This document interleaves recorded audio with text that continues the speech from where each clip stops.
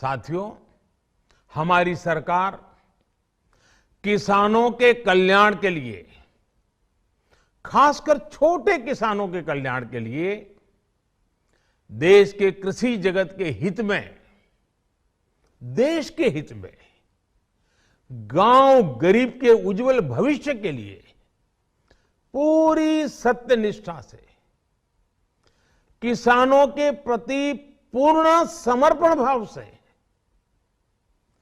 नेक नियत से ये कानून लेकर आई थी। लेकिन इतनी पवित्र बात, पूर्ण रूप से शुद्ध किसानों के हित की बात, हम अपने प्रयासों के बावजूद कुछ किसानों को समझा नहीं पाए। भले ही किसानों का एक वर्ग ही विरोध कर रहा था, लेकिन फिर भी ये हमारे लिए महत्वपूर्ण था। कृषि अर्थशास्त्रियों ने, वैज्ञानिकों ने, प्रगतिशील किसानों ने भी उन्हें कृषि कानूनों के महत्व को समझाने का भरपूर प्रयास भी किया।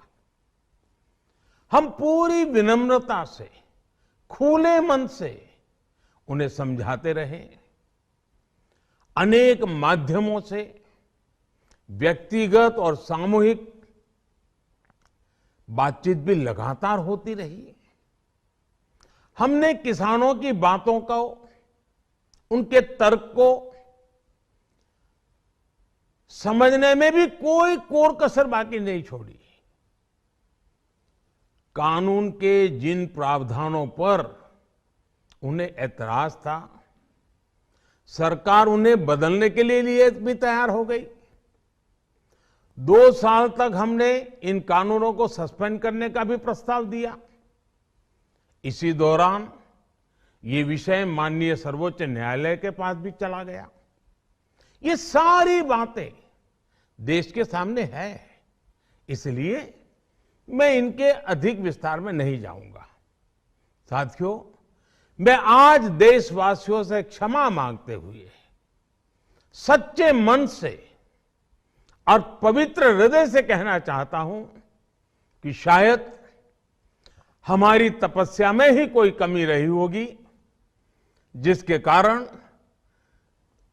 दिए के प्रकाश जैसा सत्य कुछ किसान भाइयों को हम समझा नहीं पाए। आज गुरु नानक देव जी का पवित्र प्रकाश पर्व है।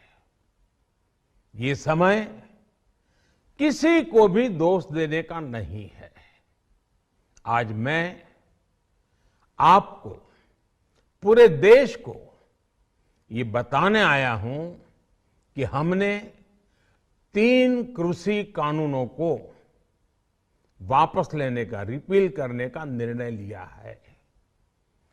इस महीने के अंत में शुरू होने जा रहे संसद सत्र में, इसी महीने में, हम 3 कृषि कानूनों को रिपील करने की संवैधानिक प्रक्रिया को पूरा कर देंगे। साथियों, मैं आज अपने सभी आंदोलनरत किसान साथियों से आग्रह कर रहा हूं, आज गुरु पर्व का पवित्र दिन है। अब आप अपने अपने घर लौटे, अपने खेत में लौटे, अपने परिवार के बीच लौटे।